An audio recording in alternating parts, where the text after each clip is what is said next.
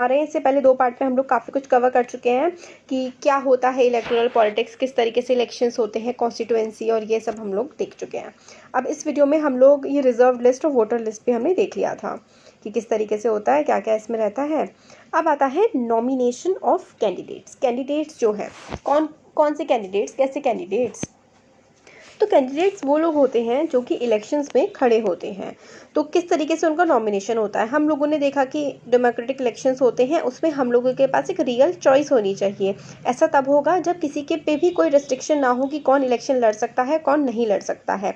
हमारे देश में ऑलमोस्ट एनीवन, कोई भी जो चाहे वो इलेक्शन लड़ सकता है। और इसी तरीके का सिस्टम हमारे देश में है कि हर किसी को आज़ादी है कि जो भी इंसान 25 साल से ऊपर की एज का है, उस पर कोई क्रिमिनल रिकॉर्ड ना हो। मिनिमम क्वालिफिकेशन 25 है इलेक्शन लड़ने की। वोट देने की मिनिमम क्वालिफिकेशन है 18 साल।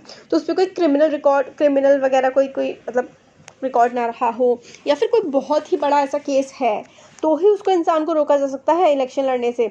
वरना हमारे देश में ऐसा कोई भी नहीं है जिसको इलेक्शन लड़ने से रोका जा सके, प्रोवाइडेड कि वो हमारे देश का नागरिक हो।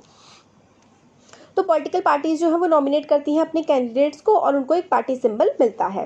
तो जैसे कि अगर हम लोग देखें, अगर आप अपनी ही कॉन्स्टिट्यूएंसी असेंबली की बात करें, आपकी कॉन्स्टिट्यूएंसी में एक एमएलए होगा, जैसे आप विधायक कहते हैं, तो विधायक के इलेक्शन होते हैं, तो कोई किसी पार्टी का होगा, हो सकता है इंडिपेंडेंट कैंडिडेट भी हो।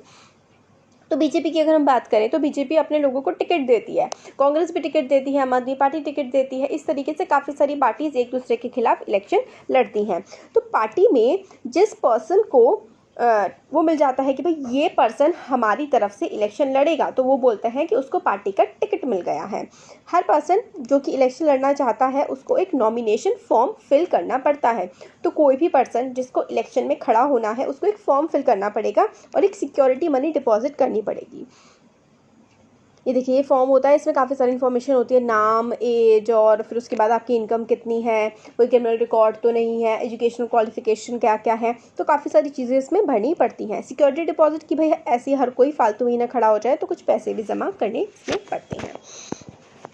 अब इसमें हमें आगे बताया गया है कि recently new system of declaration has been introduced on the direction of Supreme Court. तो सुप्रीम कोर्ट ने नया सिस्टम बताया है, उसके बेसिस पे हर कैंडिडेट को ये भी बताना होगा कि क्या कोई उसके खिलाफ सीरियस क्रिमिनल केस पेंडिंग तो नहीं है, उसके एसेट कितने हैं, मतलब उसके पास पैसा कितना है, और उस पर उधार कितना है उस पर, या उसकी फैमिली पर, उसकी पढ़ाई लिखाई उसने कितनी करी है। ये सारी की सारी इन्फॉर्मेशन पब्लिक करनी पड़ेगी ताकि वोटर्स देख सकें कि भाई इस कैंडिडेट को हमें वोट देना है या नहीं देना है।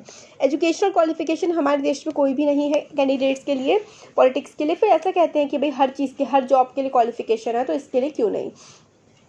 क्योंकि ऐसा माना था हमारे कॉन्स्टिट्यूशन मेकर्स ने कि अगर हम लोग एजुकेशन क्वालिफिकेशन रखेंगे तो मतलब क्या फ़र्क पड़ेगा उससे, क्योंकि पॉलिटिक्स में तो उस इंसान को जाना चाहिए जो कि समाज की सेवा करने के लिए तत्पर हो। और जब हमारा देश आज़ाद हुआ था उस समय अगर हम लोग ग्रेजुएशन को क्वालिफिकेशन बना देते तो 90% लोग तो इलेक्शन में खड़े ही नहीं हो पाते।